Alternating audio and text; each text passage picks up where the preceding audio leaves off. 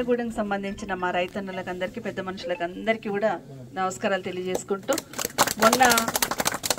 మొన్న ప్రభుత్వం ఇచ్చిన హామీని నెరవేర్చాలని ఏదైతే ప్రగతి భవన్ ముట్టడి అన్నామో ఆ రోజు మీరు అందరూ కూడా పెద్ద ఎత్తున ఈ ఊరు నుండి ఒకరొకరు మీరు కూర్చొని మాట్లాడుకొని మీ సొంత డబ్బులు ఖర్చు పెట్టుకొని హైదరాబాద్ దాకా వచ్చి మా రుణం మాఫీ కాలేదని చెప్పే ప్రయత్నం మీరు చేస్తున్నారు. నిజంగా మీకు అభినందనలు, మీ ధైర్యానికి కూడా అభినందనలు తెలియజేస్తా ఉన్నాను.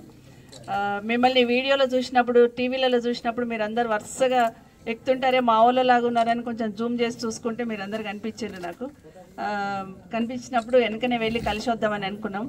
మా బాబుని వెళ్ళి రమ్మన్నాను, కార్తీక్ని వెళ్ళి నువ్వు స్టేషన్కి వెళ్ళిరా అంటే ఆయన బయలుదేరదామనే లోపలనే మిమ్మల్ని అక్కడి నుండి పంపించేసిండు. వెళ్ళిపోండి అని పంపించేసిండు అని ఐడియా వచ్చింది.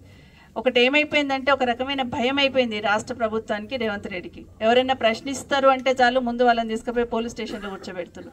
ఎవరైనా గట్టిగా మాట్లాడుతున్నారంటే చాలు వాళ్ళ మీద దాడి చేసే ప్రయత్నం చేస్తున్నారు. ఇంకెవరైనా గట్టిగా మాట్లాడితే వ్యక్తిగతంగా తిట్టే ప్రయత్నం చేస్తున్నారు. అంటే వ్యక్తిగతంగా మాట్లాడితే వీళ్ళు మళ్ళీ మాట్లాడకుండా అవుతారు కదా అనే ప్రయత్నం చేస్తున్న విషయాన్ని చూస్తూ ఉన్నాం. ఎన్నికలప్పుడు వాళ్ళు ఇచ్చిన హామీలు మాత్రమే నెరవేర్చమని అడుగుతున్నాం. మనం ఏమన్నాం, రైతులకు వాళ్ళు ఏమన్నా రైతు డిక్లరేషన్ పెట్టి కేసీఆర్ రైతు బంధు 10,000 వేస్తున్నాడు, మేము వస్తే 15,000 వేస్తామని మనం ఆ రోజు విన్నాం కదా. ఆ రోజు ఎలక్షన్ అప్పుడు అదే చెప్పిండు, 10,000 వేసినాడు కేసీఆర్, మేము వస్తే 15,000 వేస్తామన్నారు. నిజంగానే రైతులు నమ్మిన్నారు.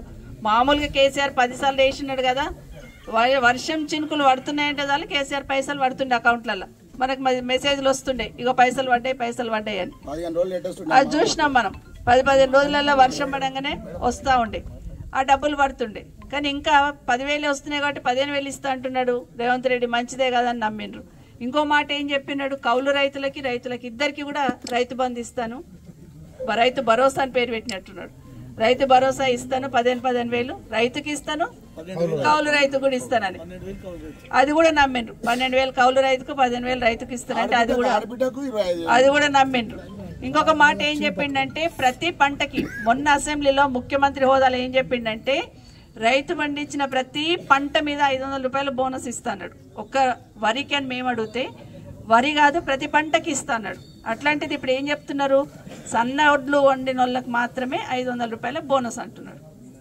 అంటే మాట ఎట్లా మారుస్తుండే ఒక్కసారి ఆలోచించండి. ఇక కరెంటు మీరే చెప్తున్నారు, గంటకు 10 సార్లు పోతున్నదమ్మా కరెంట్ అని చెప్తున్నారు. కరెంటు గంటకు 10 సార్లు పోతూనే ఉంది.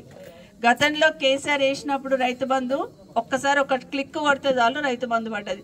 ఇంతకుముందు మీరే చెప్తున్నారు, మోడీ వేసిన పైసలు వస్తున్నాయి, ఇంకా వేరే ఉపాధి హామీ పైసలు వస్తున్నాయి, మరి మిగతా పైసలు కూడా వస్తున్నాయి. మరి అట్లాంటప్పుడు ఇదెందుకు రాదు, ఇదెందుకు డాటా కావాలి? ఒకటి ఏంటంటే ఎగ్గొట్టాలనే ప్రయత్నం. రేవంత్ రెడ్డి ఫస్ట్ మీటింగ్ పెట్టినప్పుడు రాష్ట్రంలో ఏం చెప్పిందంటే 42 లక్షల మందికి మాఫీ చేయాలి రైతులకి అని చెప్పారు. తర్వాత ఏం చెప్పేసారు, రుణమాఫీ ఒక్కొక్కరు తగ్గించుకుంటే ఏ విధంగా వచ్చాడు, 41 లక్షలు కావాలన్నాడు ఫస్ట్. తర్వాత 31,000 పెట్టినాడు, 41,000కి వెళ్ళి 31,000కి వచ్చిండు, 31,000కి వెళ్ళి అసెంబ్లీకి వచ్చేసరికి 26,000కి వచ్చిండు, 26,000కి వెళ్ళి అప్పు మాఫీ చేసేసరికి 17,000 కోట్లే వేస్తున్నాడు. ఈ 17,000 కోట్లు కూడా వేసిండా అని చూస్తే మేమేమో నిజంగానే వేసిండేమో అనుకున్నాం. కానీ అదే ఉప ముఖ్యమంత్రి గారు ఒక మీటింగ్ పెట్టి 17,000 కోట్లలో మేము 7,000 కోట్లే వేసినాం కాబట్టి మిగతా సర్దుకుపోదాం, లోపల మీరేమి డాటా ఇవ్వకండి రైతులకు అని చెప్పే ప్రయత్నం చేసిండు. కాబట్టి బ్యాంకులకు పోతే డాటా ఇస్తలేరు. ఇప్పుడు మనం బ్యాంకులు పాస్బుక్లు పెట్టి అప్పు తెచ్చుకుంటాం, ఇక ఆధార్ లింక్ వస్తలేదు, ఆ లింక్ వస్తలేదు, ఈ లింక్ వస్తలేదు అని ఎందుకు బహానా చూపించాలి? మీరు రైతులందరూ కూడా బ్యాంక్ దగ్గర కొమ్మంటున్నారు, అగ్రికల్చర్ ఆఫీసర్ దగ్గర కొమ్మంటున్నాడు. ఒక్కరోజు అగ్రికల్చర్ ఆఫీసర్ దగ్గరకు పోతే పంటను తీర్చిపెట్టి, పొలమని తీర్చిపెట్టి, పని ఇడిచిపెట్టి పోవాలి. మన పని ఇడిచిపెట్టి పంట పొలం వదిలిపెట్టి పోవాలి.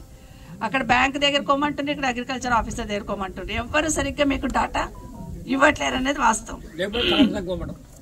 కలెక్టర్ దగ్గర కొమ్మంటారు. ఇప్పుడు డాటా ఇప్పుడు బ్యాంక్ మేనేజర్ అడిగినా కదా మొత్తం డాటా ఇచ్చున్నాడు. అంటే ఎవరైనా రైతులు వచ్చి అడిగితే డాటా ఇవ్వద్దు అనేది. నిన్న చూసినాం మనం, కామారెడ్డిలు అనుకుంటా, రైతులు ఇట్లాగే బ్యాంక్ దగ్గరకు పోయిండ్రు, అప్పు మాఫీ అయితే లేదు మాదని. ఏం చేసిండ్రు, అరెస్ట్ చేసి తీసుకుపోయిండ్రు. తీసుకుపోకనే కాకుండా పోలీసు వాళ్ళు ఏం మాట్లాడుతున్నారు, మీరు ఎక్కువ తక్కువ ఇట్లా చేస్తారంటే కేసు పెడతామంటే మీకు కేసుల చుట్టూ తిరగడానికి 1,00,000 రూపాయలు ఖర్చు కావాలి అంటున్నారు. ఇది బెదిరించి అదిరించి పాలన చేయాలనే ప్రయత్నం రేవంత్ రెడ్డి చేస్తూ ఉన్నాడు. నిజంగానే నమ్మించి మోసం చేస్తున్నాడు. కేసీఆర్ గారు నిజంగా రైతు కాబట్టి, రైతు కష్టాలు తెలుసు కాబట్టి కరోనా టైంలో కూడా ధాన్యం కొనాలంటే రైతుల దగ్గరకు పోయి ధాన్యం కొనండి అని చెప్పినాడు. ఆ రోజు కానీ ఈరోజు చూస్తూ ఉంటే నిజంగా ఎక్కడ చూసినా కూడా ఒక అరాచకం అనేది ఏర్పడుతుంది. మీరు ధైర్యంగా ఉండండి. ఖచ్చితంగా మీ అప్పు మాఫీ అయిన దాకా ప్రభుత్వంలోని తప్పకుండా పోరాడుతుంది బీఆర్ఎస్ పార్టీ, కేసీఆర్ ప్రభుత్వం, కేసీఆర్ పార్టీ అని మీకు అందరికీ విజ్ఞప్తి చేస్తున్నాను. ఎందుకంటే చివరి దాకా రేవంత్ రెడ్డికి ముఖ్యమంత్రి గారికి నిజంగానే దేవుడైతే ఖచ్చితంగా చూసుకుంటాడు. ఎందుకంటే దేవుళ్ళ మీద ఒట్టు పెట్టాడు మీ అందరు అప్పులు మాఫీ చేస్తాను. ఒకవేళ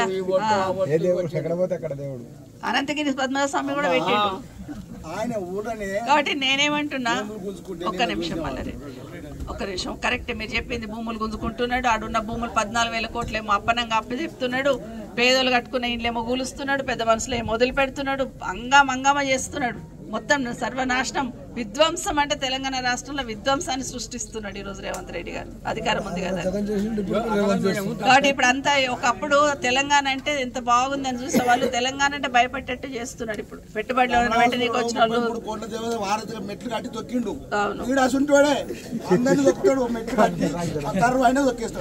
వాడు మన ఉద్యమం అప్పుడే తుపాకి పట్టుకొని కాల్పడికి వచ్చింది మన ఉద్యమకారులు. వీడక్కడ ముఠా మేస్త్రి, వీడికి ఎంత అనుభవము, వీడు సీఎం ఆలోస్తుంది. వీడికి ఏదో నాలాగా నోరు పెద్దగా చేసుకొని ఎంత వయసు, 50 ఏళ్ళ వయసు, 64 ఏళ్ళ వయసు. కరెక్ట్. అందుకే నేనేమంటున్నా, వాళ్ళు ఇచ్చిన అన్ని హామీలు తీసుకుందాం. ఇప్పుడు లేడీస్ కి 2,500 ఇస్తాడు. కళ్యాణ లక్ష్మి ₹1,00,000 ఇచ్చిండు కేసీఆర్. నేను తులం బంగారం ఇస్తా అని చెప్పి ఇంట్లో కోడలికి 2,500 ఇస్తానే, అత్తకి 2,000 ఉంటే 4,000 పెన్షన్ ఇస్తానే, మామ ఉంటే మామ కూడా ఇస్తా పెన్షన్ అనే రకరకాల మాటలు చెప్పినాడు. ఎన్ని మాటలు చెప్పిండంటే 420 మాటలు చెప్పినాడు. 420 మాటలన్నీ కూడా నిలబెట్టుకుంటాడు.